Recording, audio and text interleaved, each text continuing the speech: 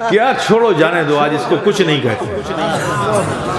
वो जो मैंने उस दिन अपनी बीवी को माफ कर दिया, अफू दरगुजर से काम लिया, अल्लाह ने इस अमल के बदले मेरे सारे गुनाह माफ कर। दुनिया को तुम अपना फॉलोअर मिलियनर, बिलियनर, ट्रिलियनर बनने से नहीं बना सकते, ना अपनी अकलों से बना सकते हो। दुनिया को अपना फॉलोअर बनाना है, फॉलोअर बनाना है तो मेरे प्यारे दीन के बताए हुए रास्ते पर चलना होगा, फराइज़ वाजिबात की पाबंदी करना होगा। जो इस्लाम ने तुम्हें डायरेक्शन दिया है उस डायरेक्शन को फॉलो करना होगा। बदला लेना ये कमाल नहीं है, बदला लेना ये कोई जमा मर्दी की बात नहीं है, ये कोई बहादुरी नहीं है। जब तक बदला नहीं लूंगा चैन नहीं पड़ेगा, इससे बड़ा कोई झूठ ही नहीं है। किसी बदला लेने वाले को आज तक मैंने सुकून से जीते देखा ही नहीं है।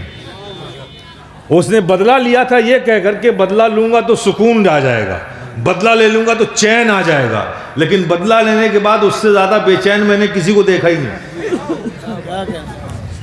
इसलिए कि अल्लाह ने जिस काम में चैन सुकून रखा ही नहीं है, उस काम के करने से तुमको सुकून मिलेगा कहां से? ये क्या मीरास है तुम्हारी, तुम्हारे अब्बा छोड़ के गए हैं कि उसमें से बंटवारा कर लोगे? सुकून और शांति और चैन तो सब रब की तरफ से मिलता है।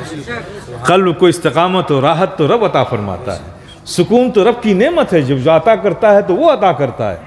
तो मेरे प्यारे, दावा लोग करते हैं कि बदला जब तक नहीं लूंगा चैन नहीं आएगा, लेकिन सच्चाई है कि बदला लेने के बाद उससे ज्यादा बेचैन कोई नजर नहीं आता।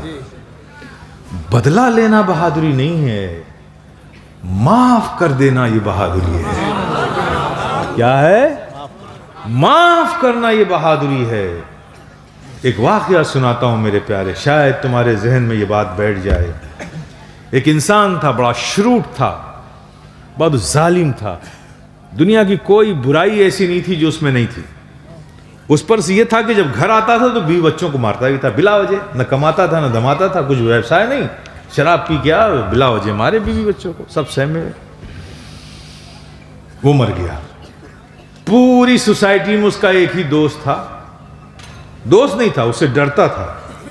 वो उसको बुलाता था तो चुपचाप चला जाता था। वो 1 घंटा उसके सामने बकवास करता था, वो सुनता था। वो यही दोस्ती थी। बाकी तो लोग उसे देख के रास्ता बदल देते थे। तो एक ही दोस्त था उसका।